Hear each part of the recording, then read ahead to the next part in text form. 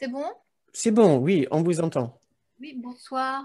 Il y a une question qui me venait, c'est de me dire, est-ce que dans le cours, on parle de la loi du karma? Parce que pour moi, ce sac, il est lié avec peut-être des imprégnations ou des mémoires que l'on a d'autres vies ou d'un passé qui n'est pas d'ici, peut-être.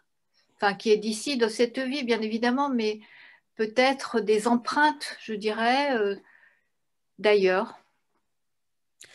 Euh, le cours parle un tout petit peu par exemple, de la réincarnation, ce qui est lié à la loi du karma. Sans réincarnation, le karma n'a pas trop de sens.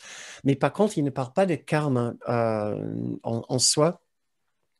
Euh, Selon tout ce que je comprends de cette spiritualité, tout ce que nous avons fait dans cette vie, tout ce que nous avons fait dans des vies précédentes, ce que nous pouvons appeler notre karma, les leçons que nous engrangeons à force de vivre nos différentes incarnations, des choses que nous devons encore vivre pour évacuer notre ancien karma, ne s'appliquera pas dans la philosophie d'un cours miracle pour une simple raison.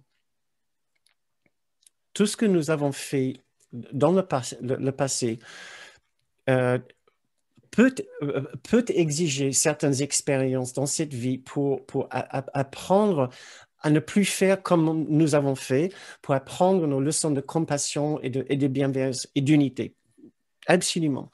La seule raison de vivre, par exemple, certaines situations compliquées dans cette vie ici, euh, suite à quelque chose que nous aurions pu faire dans une vie passée ou dans cette vie. Le seul objectif là, c'est toujours d'apprendre nos leçons de pardon, de compassion, d'unité, de compassion, de bienveillance et d'unité. Alors, un cours miracle nous dirait que nous n'avons pas forcément besoin de défaire notre karma d'une façon mécanique.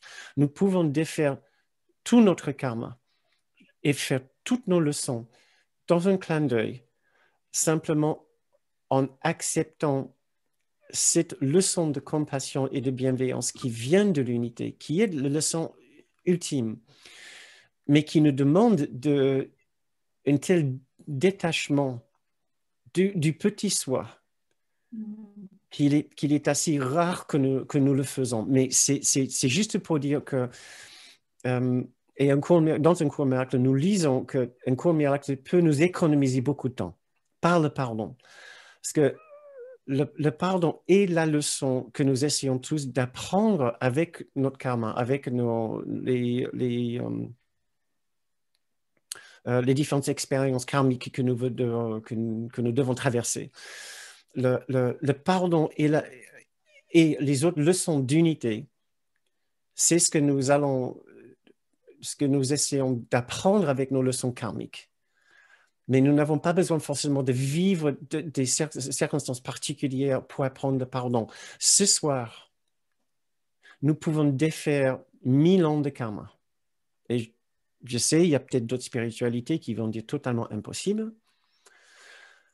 Mais si dans 1000 ans, nous avons fait du mal à d'autres personnes, et la loi du karma vont dire, ben, malheureusement, je vais devoir subir des violences ou des abus de la part d'autres personnes pour évacuer mon ancien karma, un cours miracle va dire, non, je n'ai pas besoin de vivre des situations de souffrance pour évacuer ce mauvais karma, dans un sens.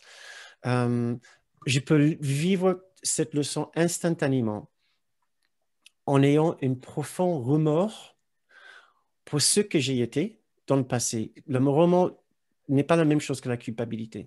Le remords dit, je ne veux plus jamais faire ce que j'ai fait. Je me rends compte de ce que j'ai fait, la personne que j'ai pu être. Je ne veux plus jamais être cette personne qui fait cela, être l'esprit qui fait cela. Je veux me joindre avec l'unité de l'amour d'une façon si intime et si parfaite que pour guérir tout ce que j'ai pu faire à tous ceux à qui j'ai pu le faire dans le passé. Mm. Je ne sais pas si je m'exprime très bien. J'ai l'impression qu'il manque encore un petit bout de quelque chose que je n'ai pas traité. Odile, est-ce que Oui, oui, oui, je te remercie beaucoup. D'accord, ok, très bien.